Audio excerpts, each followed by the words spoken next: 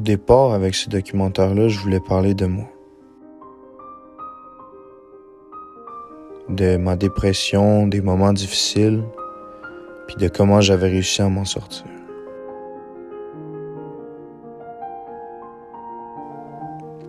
Mais j'ai réalisé que je m'en étais pas vraiment encore sorti, puis ça aurait été hypocrite de le prétendre.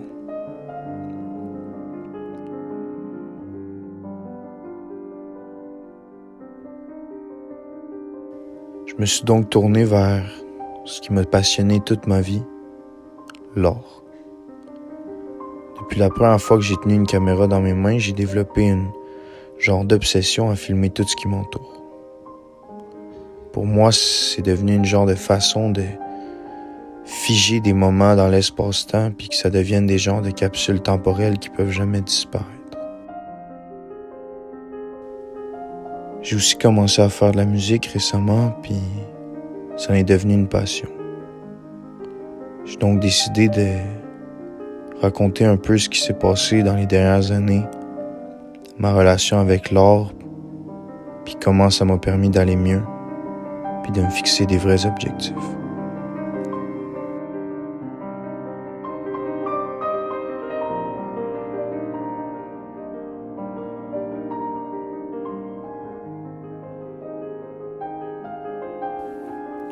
Rêver pour vivre, ou whatever le nom de la tune s'est rendu.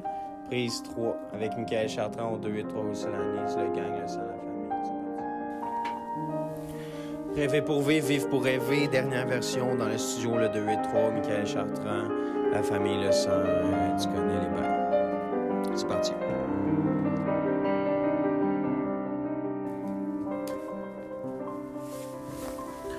Rêver pour vivre, vivre pour rêver, dernière et ultime, la meilleure, la best de toutes les versions. Dans le studio encore 2 et 3, c'est la Nice. Michael Chartrand n'est pas là, on continue quand même, c'est parti.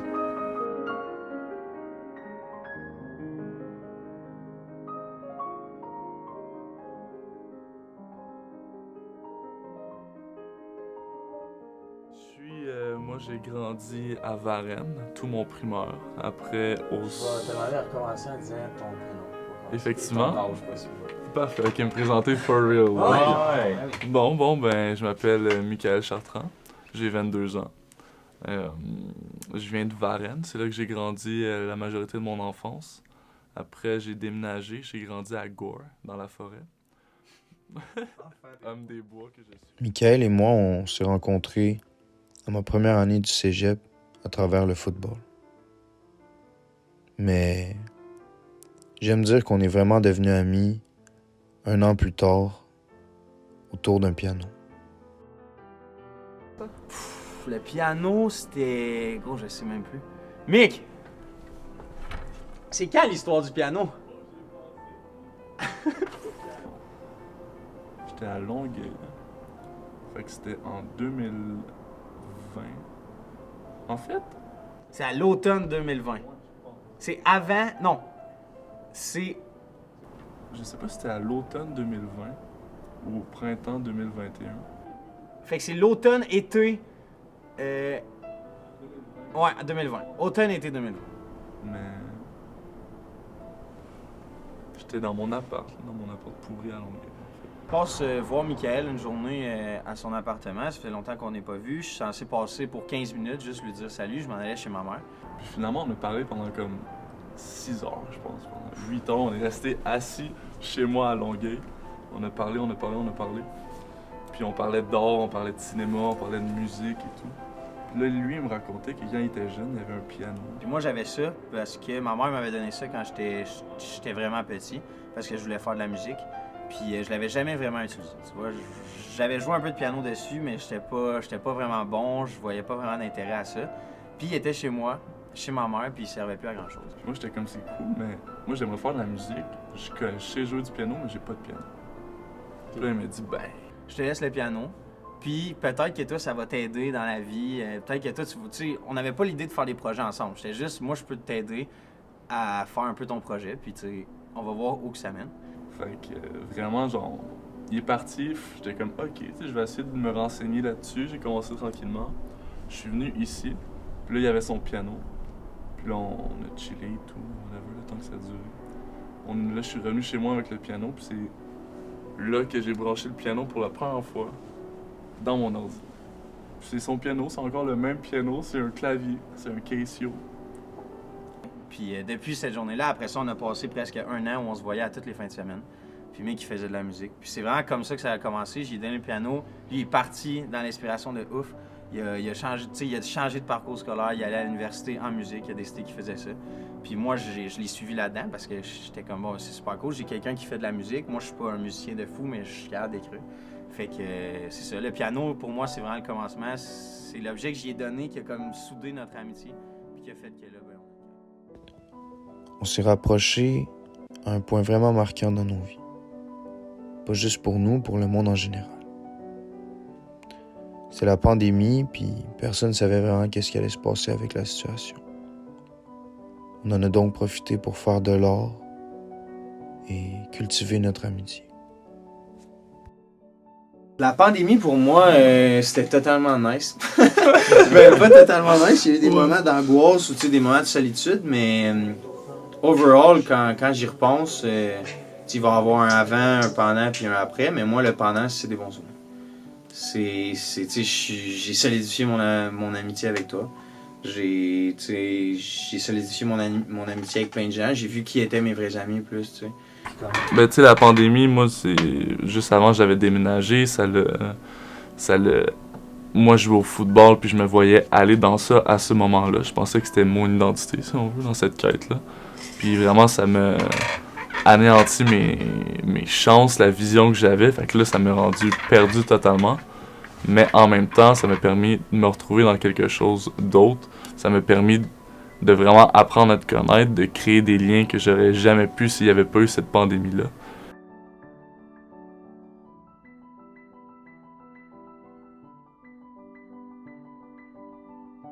J'ai eu du temps pour moi-même aussi.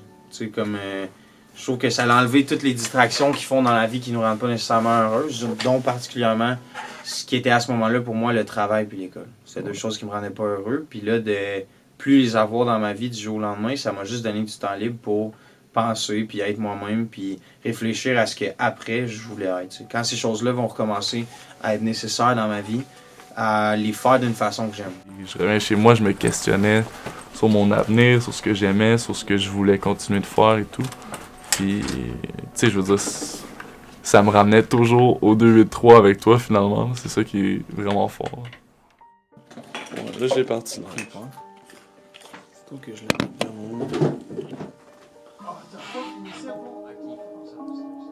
Ah, c'est bon. Ok, mais est-ce que. Ah, t'as pas fumé ça? Peux-tu faire des adlibs avant? Tu me dirais quand partir? Non, ça c'était juste un troll. Il faut un code. C'est live, c'était pas des jokes.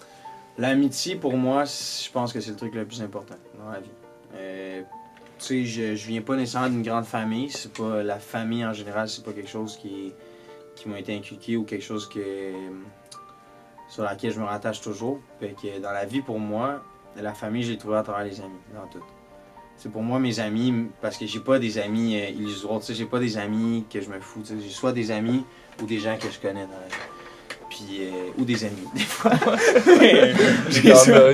Non, mais j'ai soit des amis ou des gens que je connais, fait que mes amis, pour moi, c'est mes frères, tu sais.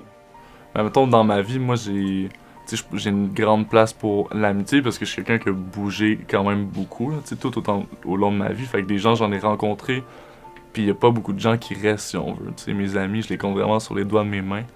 Puis ceux que je tiens, vraiment, je me tiens toujours avec. Là. Je m'arrange pour les voir. Comme tu sais, toi, je m'arrange tout le temps pour venir. Je m'arrange pour voir. On chill avec Nac. Pour moi, c'est vraiment important. Là. Dans la vie, il y a la famille par défaut, puis il y a celle que tu choisis. Puis ça, je suis vraiment d'accord. Tu sais, la famille par défaut, c'est bien de l'aimer, puis c'est bien de se sentir sentiment d'appartenance, mais il y a la famille que tu choisis. T'sais, avant de se dire on va faire de la musique ou on va faire des films ou on va faire des trucs, on est devenus des amis. Ouais. Puis c'est le fait de devenir des amis qui nous a permis de faire ça. Puis moi, c'est tous mes amis qui m'entourent, puis les amis qui sont encore dans ma vie aujourd'hui, qui m'ont permis de continuer à faire les choses. T'sais, c'est mes amis que je veux impressionner, c'est mes amis que je veux rendre fiers. Pour moi, l'amitié, c'est le truc le plus important. On a eu la chance d'être entouré de beaucoup de gens qu'on pouvait considérer comme des bons amis. Mon appartement, le 283, est donc rapidement devenu un lieu de rassemblement où on pouvait faire écouter notre musique à des gens qui sauraient l'apprécier, mais la critiquer aussi.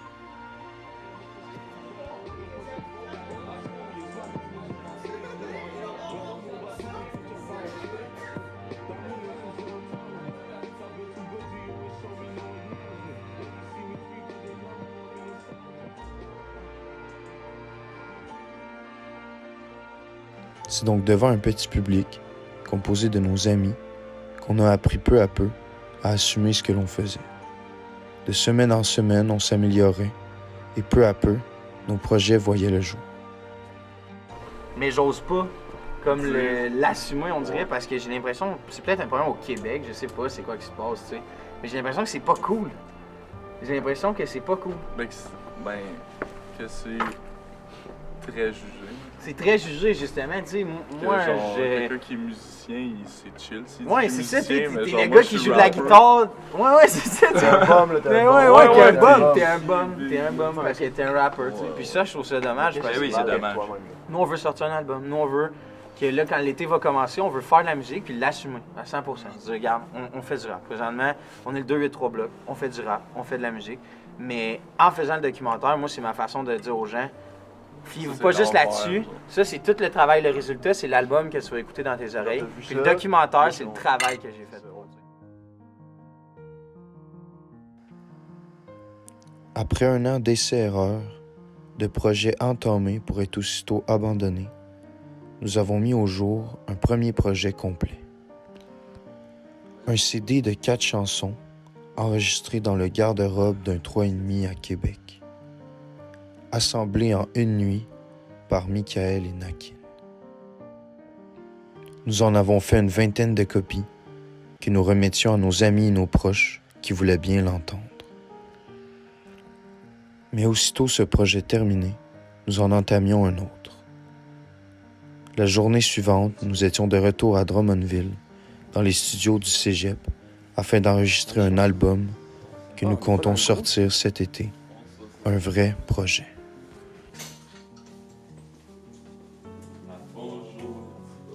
Le projet Le qu'on fait projet. actuellement, l'album musical qui devrait voir le jour cet été, ça serait un point tournant là, dans ma vie, juste de s'assumer dans quelque chose. Moi, je pense que je le vois comme le vrai premier projet.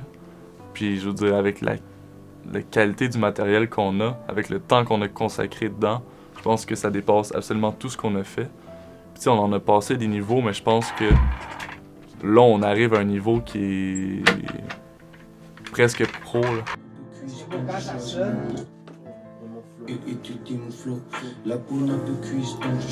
Genre, ça complète le mini. Cet album musical-là, j'ai assez confiance. Je le trouve assez bon, les heures de travail qu'on a mis sur ça, puis tout le travail qu'on a fait pour en arriver là, tu sais, les heures qu'on a passées juste à pas savoir comment faire de la musique, puis devoir l'apprendre jour après jour. Tu sais, on a passé des heures dans mon appart à juste essayer des choses, tu sais. Ouais. À faire des projets qui menaient à rien, à abandonner des projets, à À perdre arrêter, des à projets. recommencer, perdre des projets. Parce que Ouais, le mec ouais. qui perd son disque dur, tu vois. Ouais. Ça arrive. Moi, je suis le genre de personne que même si ça marcherait pas, je vais continuer de le faire. Puis c'est vraiment, c'est pas une crainte, mais c'est assumé au fond de moi. Fait que c'est peut-être plus une crainte pour les gens autour de moi. Genre, moi, je vais continuer de faire ça, peu importe le résultat. Mais j'ai pas de crainte, tu sais, je crois vraiment en ce qu'on fait. Puis je crois vraiment que ça peut aller loin avec la qualité de travail qu'on met, le temps qu'on a là-dedans. C'est vraiment de l'inconnu. Tu sais, on se ramasse dans le noir tout d'un coup, puis il faut trouver la lumière, puis il faut construire notre lumière nous-mêmes, il faut trouver la prise pour la plugger dedans, tu sais. Ouais. Faut genre tout faire, fait que on est vraiment dans une situation ambiguë où faut pas lâcher, puis faut faire attention aussi à ce qu'on fait, parce que là, on s'apprête à s'assumer en tant qu'artiste. Puis ça représente mettre nos identités publiques, là, que tu sais, les gens Sur nous la voient table. comme ça, tu sais, ce que t'entends, c'est ma voix, puis c'est maintenant ce que je suis, puis c'est maintenant ce que je fais. Fait que je trouve que c'est ambigu comme situation, mais est positive. Tu sais, je vois juste du positif au final dans cette situation-là. Rêver pour vivre, vivre pour rêver, c'est la vie, là. C'est... Tu sais, si tu vis pas pour achieve ces passions-là, qu'est-ce qui te drive, puis genre la flamme intérieure que t'as à l'intérieur de toi, si tu vis pas pour rêver, t'es un peu mort, à mes yeux. Tu sais, ça veut juste dire que tu vis... Ce que tu fais dans ta vie, c'est pour rêver, tu sais. Tu peux pas juste vivre sans rêver, sans avoir d'objectif, sans avoir de but, tu sais. Tout ce que tu fais, c'est basé sur un rêve, puis tu le fais pour pouvoir rêver, pour avoir la chance d'augmenter tes objectifs, d'aller plus loin à chaque fois, tu sais. Fait que si tu vis pas pour rêver au final, ben tu vis pourquoi, tu sais. Tu sais, j'aimerais être capable d'aider des gens, puis j'aimerais vraiment être capable de découvrir le monde qui est autour de moi. Je pense qu'avec la pandémie, on a fait un recul de juste... Ben, surtout notre génération, on observe le monde à travers notre écran, là, malheureusement. Tu sais, j'aimerais voyager, voir d'autres cultures, vraiment laisser ce monde numérique de côté pour m'aider à grandir. Vraiment prendre réalisation de qu'est-ce qui m'entoure. J'aimerais vraiment ça, devenir quelqu'un, genre, dont je suis fier. C'est juste devenir quelqu'un, puis... Je sais pas, comme... J'ai l'impression que peu à peu dans ma vie, je deviens quelqu'un. Mais j'ai eu besoin d'aide pour devenir quelqu'un, plus que certains dans la vie. J'ai eu besoin d'aide pour me retrouver, pour pas tomber. J'ai eu besoin d'aide pour me faire relever dans des situations. Puis là, j'ai juste hâte de devenir quelqu'un qui peut offrir ça aux autres. Puis qui est assez stable. Tu sais, j'ai hâte de devenir quelqu'un de fiable. J'ai hâte de devenir quelqu'un de stable pour mon entourage. J'ai hâte de devenir quelqu'un sur qui on peut se fier, sur qui genre, on peut s'appuyer, tu sais, si on a besoin de quelque chose. Je veux juste devenir genre ce que moi j'ai eu, tu sais, dans ma vie qui m'a permis d'avancer, j'aimerais le devenir, vraiment. Ça me ferait chaud au cœur, puis ça, je vais le faire à travers la musique, je vais le faire à travers les films, je vais le faire à travers mon éducation, je vais le faire à travers mon entourage, les gens qui m'entourent. Je veux que les gens que j'apprécie, ils sachent que je suis là pour eux, puis que les gens que j'apprécie, ils sachent que je vais bien, puis que je suis solide, puis qu'ils peuvent se fier sur moi dans la vie. Je veux que les gens, ils peuvent se fier sur moi.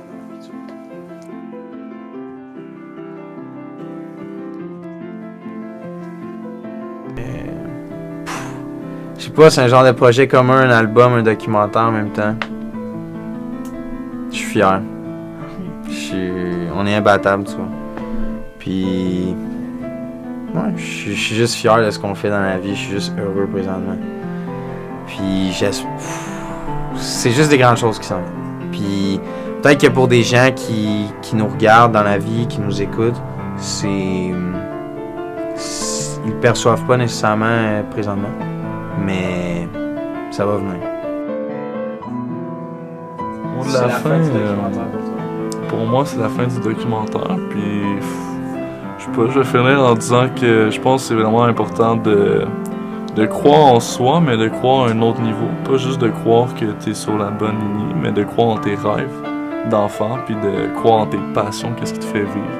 Et de vouloir vivre, pas juste survivre dans ce monde. Beau, Charles. Ça se fait.